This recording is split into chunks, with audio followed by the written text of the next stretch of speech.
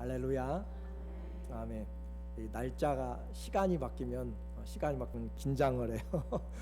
우리 전사님 오늘 8시 40분에 오셔가지고 2시간 또 거꾸로 해가지고 오셨어요. 안 오실까 했더니 또 오셔서 감사하고, 오늘 진짜 그리스도인이라 라고 하는 주제로 말씀을 나눌 때 같이 큰 은혜 받으시기를 주의 이름으로 축원합니다. 우리가 사는 세상은 참 즐거운 세상이고 참 복되지만, 또 다른 쪽에서 생각하면 참 슬픈 그런 세상이기도 해요. 어떤 사람이 누가 당신이 사람입니까? 진짜 사람입니까? 라고 그렇게 물어보면 마음이 참 별로 편하지 않죠. 진짜 사람입니까? 라고 물어보면 도대체 뭘 이야기하는 건가? 라고 기분이 좋지 않을 거예요. 왜냐하면 요즘은 가짜가 판을 치기 때문에 그래요. 가짜가 진짜보다 더 그럴듯하게 만들어져 있고 그렇게 보여지고 그래요. 그래서 아무리 진짜 같아도 속은 비어 있는 것이죠. 교회는 많은데 교회가 진짜 교회인지 구별이 참 쉽지 않은 그런 교회들이 많아요. 심지어는 사단도 교회라고 그렇게 간판을 걸고 있으니까 정말 마음이 너무너무 답답한 것이죠. 믿음이 있다고 하는 사람들은 많은데 진짜 살아있는 믿음이 있는지는 우리가 지난주에도 이야기를 했지만 정말 쉽지 않은 그런 시대에 살고 있어요. 가짜 믿음들이 너무 많다라고 그렇게 이야기를 하고 있는 것이에요. 예수님을 믿는 사람들을, 따르는 사람들을 그리스도인이라 라고 이야기하는데 진짜 그리스도인인지 라고 물어봐야 돼요.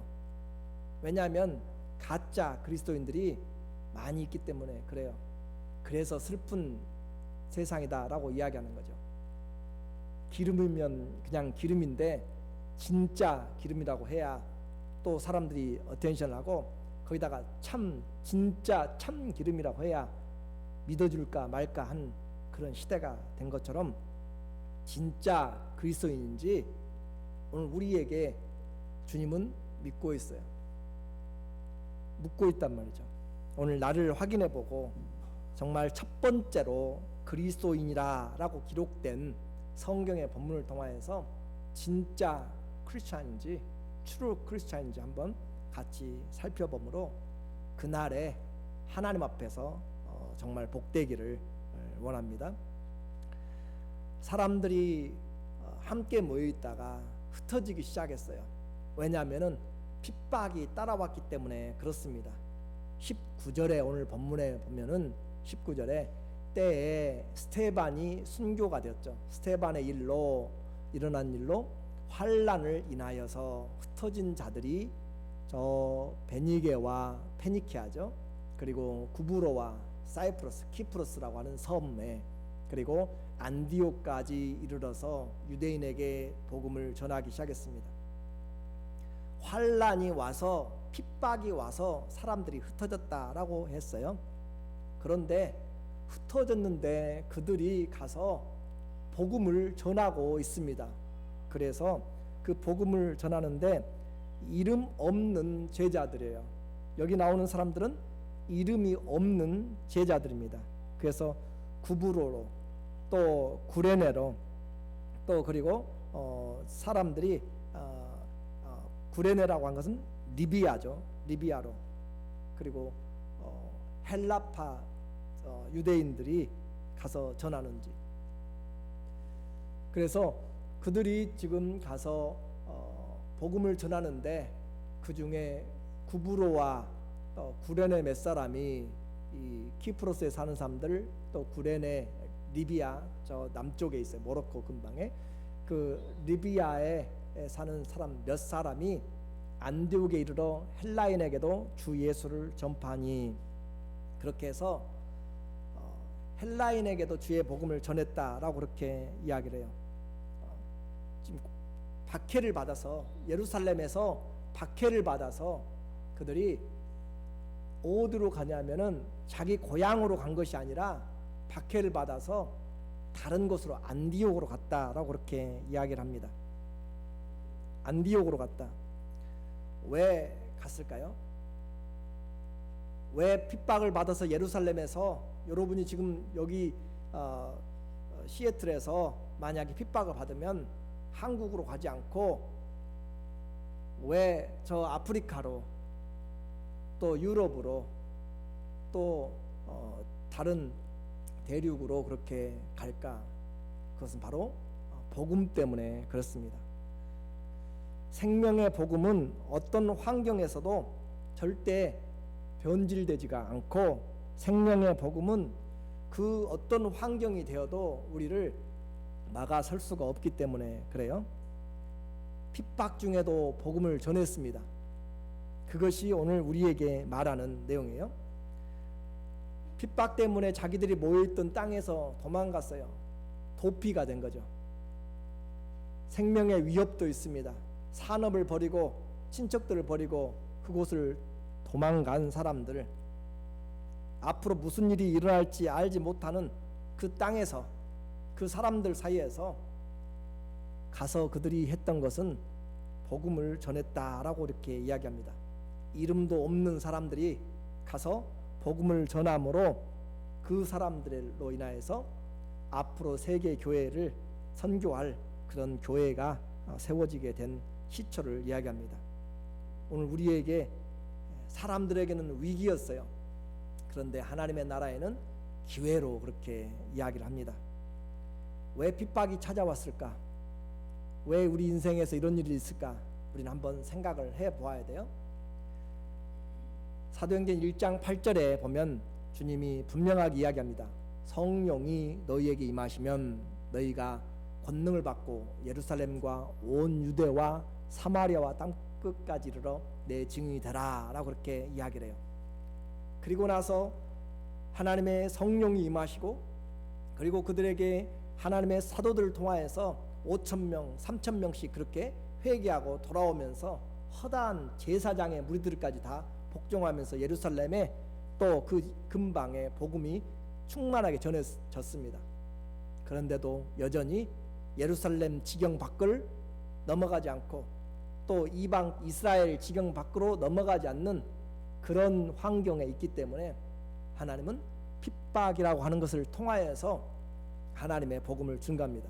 그래서 1장 8절이 주의 약속인데 그 약속이 지켜지지 않으니까 8장 1절에서 그날에 예루살렘에 핍박이 나서 사도 외에 다 유대와 사마리아 모든 땅으로 흩어지니라. 하나님께서 그들을 강제적으로 흩어내신다라고 하는 그런 표현을 여러분이 이해를 하시면 좋겠어요. 성령이 이미 오셨고 충만하게 되었고 복음이 전파됨에도 불구하고 그들이 넘어가지 않기 때문에 핍박이라고 하는 걸 통하여서 말씀의 성취가 이루어진다라고 하는 거죠.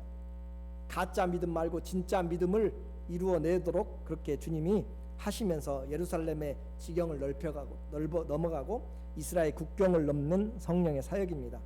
그래서 말씀이 중요해요. 이 말씀은 내 믿음이 지금 괜찮은 것 같아요. 내가 믿음 생활 잘 하고 있는 것 같은데 뭔가 잘 안 풀려요. 그것은 내가 순종하지 못하고 있는 것이 없는지 한번 보라라고 하는 그런 말입니다. 예루살렘 안에는 북적북적합니다.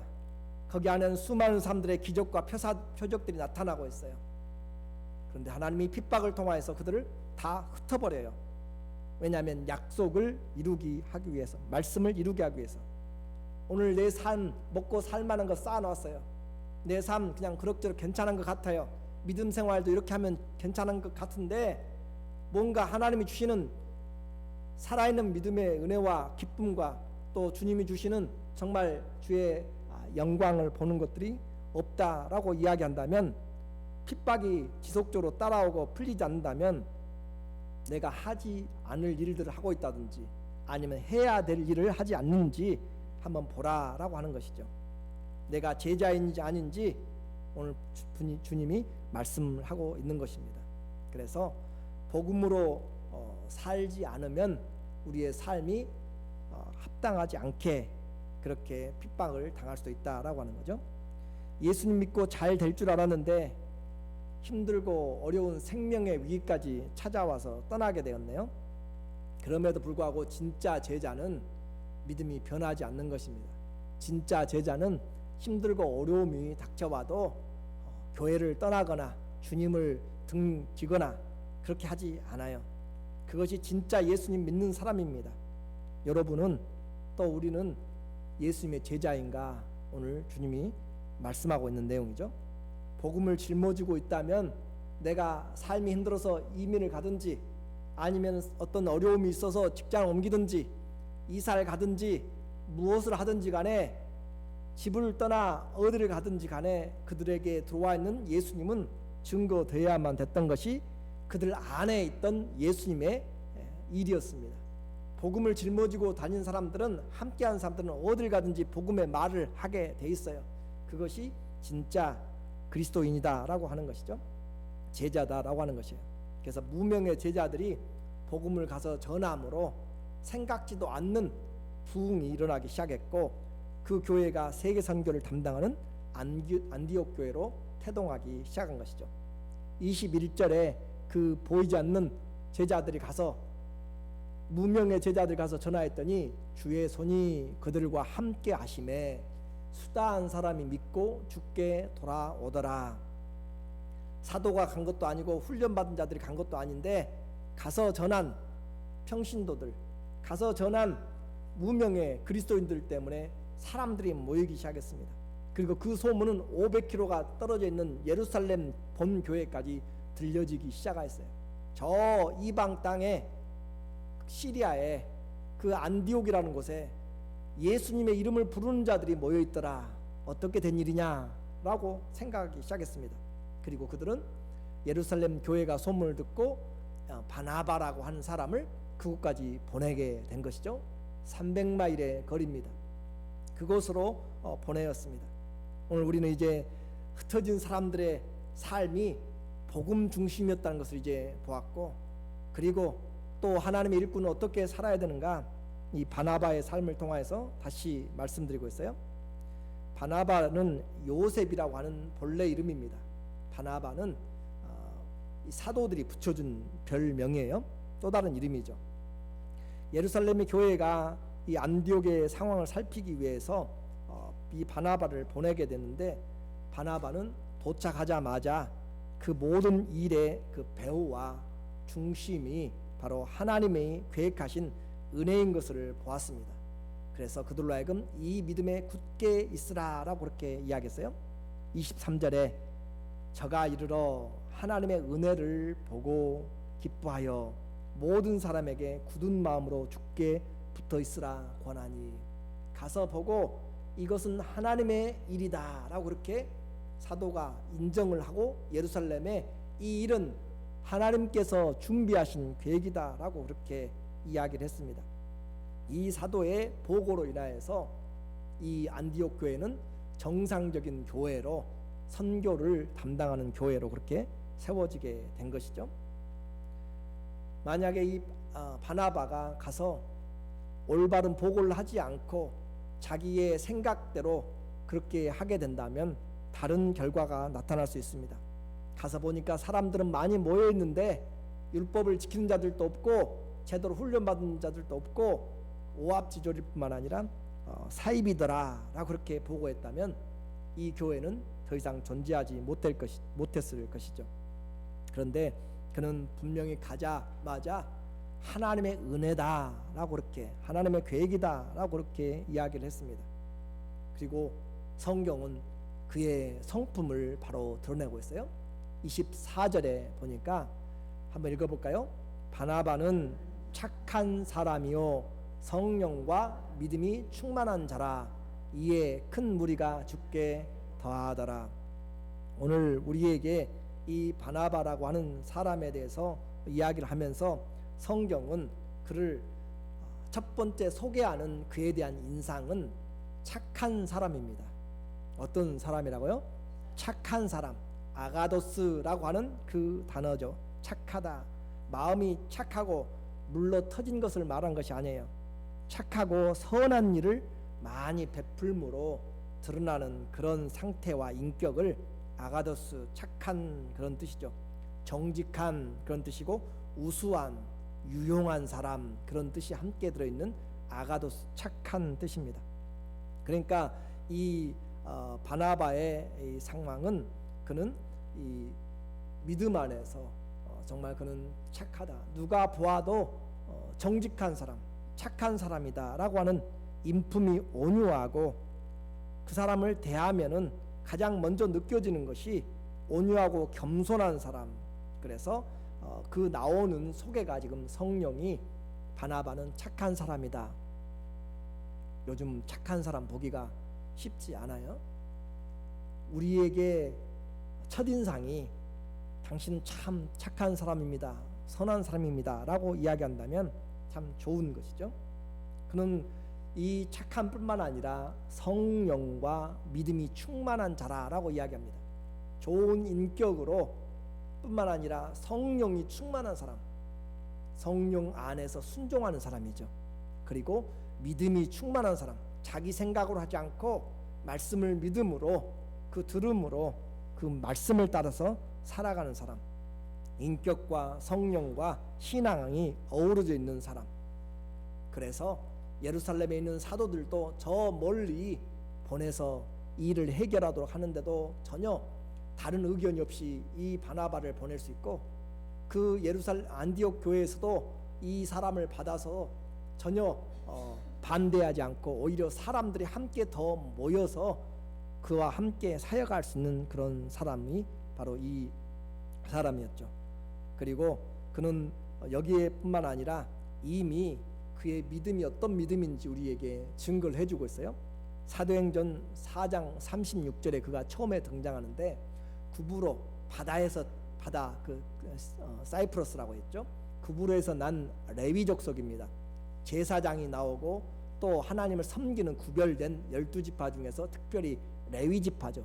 그 레위 지파이고 이름은 요셉이라 사도들이 일컬어 바나바, 번역하면 권위자, 곧 위로의 아들이다. 권면하고 위로하는 자들.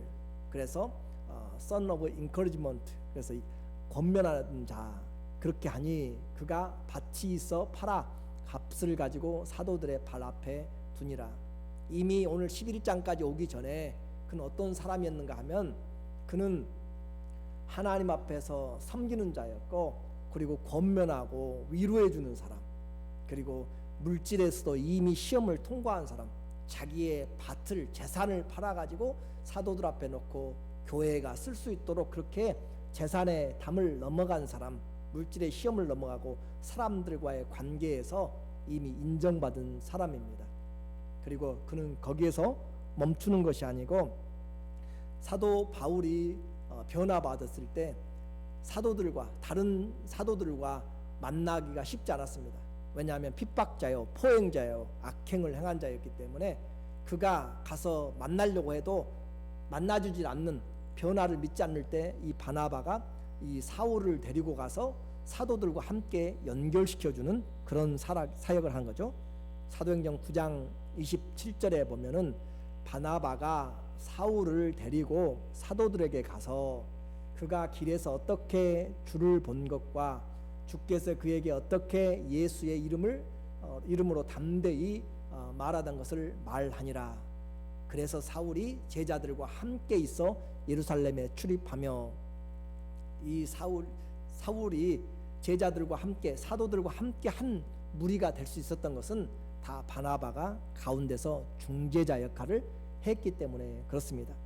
오늘 그는 이와 같은 과정들을 겪어낸 사람들이에요. 관계의 문제를 해결하고, 지역의 문제를 뛰어넘고, 인종의 문제를 뛰어넘고, 또 레위인이라고 하는 특별히 선민 중에서도 선민인 그 레위인의 특권을 내려놓고, 물질의 특권을 내려놓고 인정된 사람, 정말 귀한 사람이죠. 정말 헌신된 사람이고, 정말 존경받을 만한 사람이고, 말 그대로 착하고 위로하는 사람, 권면하는 자. 다른 사람 생각하면 바로 이 바나바만 생각하면 권면하는 사람이다, 위로하는 사람이다 라고 하는 생각이 드는 거죠. 이런 사람이 우리 교회에 있으면 좋겠죠? 잘 모르겠어요. 우리가 여러분이 다 그런 사람인 줄로 제가 압니다. 그래서 그 사람을 보면, 그분을 보면 착한 사람이라, 믿음 있는 사람이고 성령이 충만할 뿐만 아니라 사람들을 화목케 하는 사람, 위로해 주는 사람, 권면해 주는 사람, 어떤 시험도 그에게는 감당할 수 있는 은혜가 있고 믿음 있는 사람, 그런 사람이죠. 그는 이와 같은 성품을 먼저 이야기하고 그의 사역에 대해서 이야기합니다. 성장하는 안디옥에 많은 사람들이 몰려들을 때 그는 장래를 생각했어요. 자기가 가진 달란트가 무엇이고 교회가 어떻게 해나가야 될지를 고민하면서 그는 목회해야 했습니다. 그래서 25절과 26절에 보면 바나바가 사울을 찾으러 다소에 가서 만남에 안디옥에 데리고 와서 둘이 교회에 1년간 모여 큰 무리를 가르쳤고, 그래서 바나바는 사울을 찾으러 길리기아 타르소스라고 하는 다소까지 왕복 400km가 되는 그 거리를 가게 됩니다. 그리고 10년 동안 그곳에 가서 집거하고 있는 사울이라고 하는 그 청년을 데리고 오는 것이에요. 그래서 그는 그를 데리고 와서 이곳에서 함께 1년 동안 사람들을 가르치기 시작합니다. 그리고 둘이 양육하였더니 결국 그리스도인이라, 제자들이 안디옥에서 비로소 그리스도인이라 일컬음을 받게 되었더라. 많은 무리가 모였지만 훈련되지 않았으면 안 되는 거죠. 군인들이 아무리 많이 모여 있어도 훈련되지 않은 군인들은 오합지졸이라고 이야기합니다. 정예병을 당하지 못합니다. 그래서 훈련이라고 하는 것이 너무너무 중요한 거죠. 교회에 성도들이 많이 있어도 잘 양육되지 않으면 그분들은 각각 자기 마음대로, 중심대로 신앙생활해요. 사람들은 많은데 헌신하는 자가 없고, 사람들은 많은데 일만 만드는 사람이 있고, 사람들은 많은데 정말 주님을 따르는 자가 없는 그런 사람들이 되게 되는 것이죠. 그리스도인이라 안디옥에서 비로소 첫 번째로, 그 말이죠. 첫 번째로 그리스도인이라 라고 이렇게 이야기를 합니다. 그리스도를 닮은 자죠. 그와 같이 그리스도를 닮은 성도들에게 있어서 그리스도를 닮았다라고 하는, 그리스도를 따른다라고 하는 것보다 더 큰 축복은 없습니다. 더 큰 그런 별명은 없는 것이죠. 그리스도인이다라고 하는 것은 원어 그대로 이야기하면 크리스티아누스, 작은 그리스도라는 뜻입니다. 또는 a Christian, 한 사람의 그리스도인, 그리스도, 그런 뜻이죠. 그러니까 이 사람을 보면 그리스도를 생각나게 하는 사람, 그리스도가 바로 그 사람의 삶인 것, 작은 그리스도. 여러분을 보면서, 우리를 보면서 세상이 저 사람은 예수다, 작은 예수다 라고 이야기하는 사람이다 라고 하는 것이죠. 오늘 우리에게 이와 같은 별명은 예루살렘이라고 하는 그 교회, 사도들이 가득 모여있던 교회에서 된 것이 아니고 이방에서 떨어져 있는 안디옥에서 바로 비로소 첫 번째로 그리스도를 따르는 자다라고 그렇게 별명 얻었다라고 하는 것이 참 또 다른 은혜죠. 나중된 자가 먼저 되는 은혜가 임한 것입니다. 이제 이걸 적용해보고 좀 마칠게요. 오늘 우리에게 중요한 하나님의 메시지는, 우리는 지금 어떻게 불려지고 있습니까? 우리가 세상에서 사람들에게 불려지고 있는 것은 작은 그리스도입니까? 아니면 그냥 어떤 사람입니까? 저 사람은 예수님 믿는 사람 같아 라고 그렇게 이야기가 되어집니까? 아니면 저 사람도 교회 다닌대 라고 그렇게 하고 있습니까?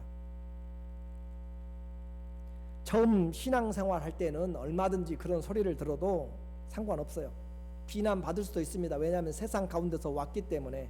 그런데 교회 다닌 지 1년 지나고 5년 지나고 10년 지나가면서 신앙생활하면서 저 사람 교회 다닌 지 오래됐어, 예수 믿는데 라고 이야기하면 심각한 문제가 있다라고 하는 것이죠. 배려가 없고 도박을 하고 술 담배로 쩔어 있고 싸우고 화 잘 내고 자기 것만 챙기고 드러내기 좋아하고 남들과 화합하지 못하고 돈 문제와 가정 문제와 이생의 종이 된 사람, 그런 사람들로 우리가 드러나게 된다면 우리는 잘못 살고 있는 것이고 그리스도, 작은 그리스도라라고 그렇게 일컬음 받지 못하는 것이죠. 아들은 교회 다니는데 포르노와 약물에 빠졌고, 딸은 교회 다니는데 술 담배와 춤추고 노는데 정신이 없고, 남편은 교회 직분자인데 바람을 피워요. 아내는 교회 다니는데 성격이 싸나워요. 부모님은 교회 다니는데 인색하고 화를 잘 내요. 어떻게 하라고요? 우리 주위에 교회 다니는 수많은 사람들을 우리가 만나고, 내가 바로 교인입니다. 제가 바로 성도예요. 어떤 모습으로 세상이 우리를 보고 있습니까? 작은 그리스도라 그렇게 부르고 있습니까? 자기 것은 얼마나 잘 챙기는지 우리는 어떻게 불려지고 있습니까? 반대로 이런 소문이 들리면 어떨까요? 저 집사님 딸은 착하고 많은 사람들을 도와주는데 교회 다니는데, 저 부인 남편은 가정을 사랑하고 다른 사람들의 어려움을 자기 일처럼 봐주는데 교회 집사래. 저 젊은 부인은 젊은데도 돈도 많은데 사치도 하지 않고, 많이 배웠어도 교만하지 않고 힘든 일은 앞장서서 하는데 교회 교사래. 저 연세 드신 분들은 시간 나는 대로 자기 관리를 하고 운동도 하고 또 전도도 하고 생활의 일부분을 항상 구조하는 데 사용하고, 젊은 사람이나 나이 든 사람이나 누구와도 잘 어울리고 식사도 잘 사주는 참 친절한 분들인데 교회 장로와 권사님들의,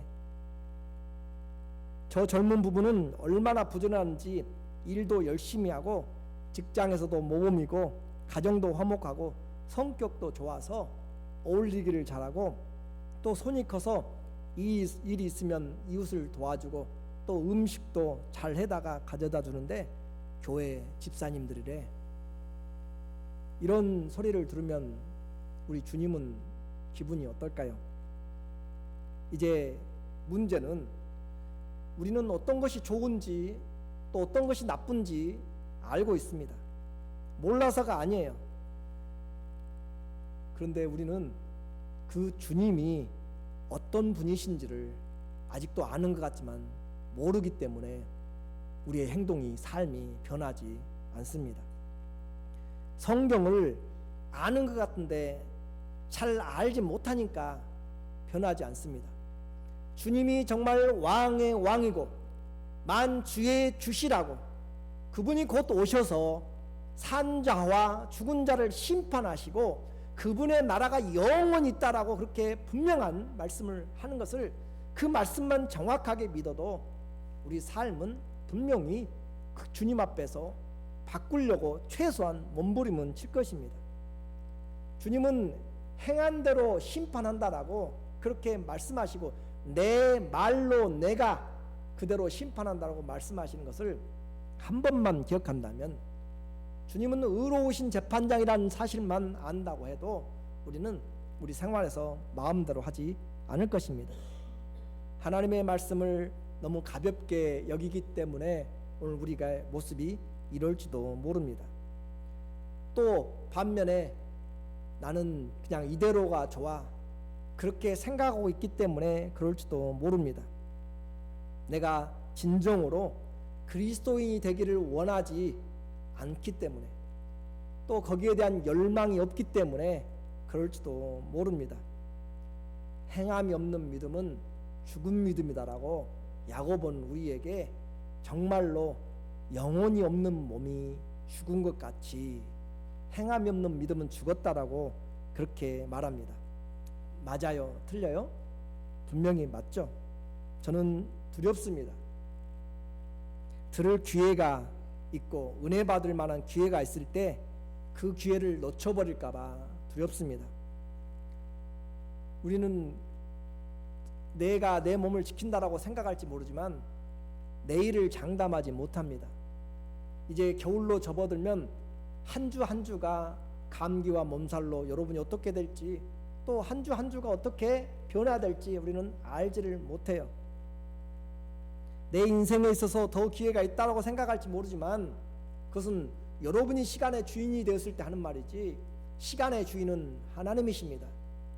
언제 어떻게 변화될지 모르는 삶을 살아가고 있는 이 땅에서 나중에 하면 답은 나오지 않습니다.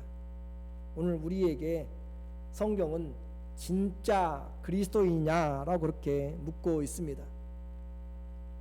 그리스도인들은 많이 있다라고 하는데 그렇게 진짜 그리스도인 같이 보여지는 사람들이 없기 때문에 그래요. 여러분이 차를 타고 가다가 혹시 뒤에 태그에가 Don't worry, be happy라고 하는 그런 사인을 보는 사람도 있을 것입니다. 또 아니면 다른 곳에서도 그래요. 좋은 말이죠. 걱정하지 마라, 행복해라, 행복하게 살라.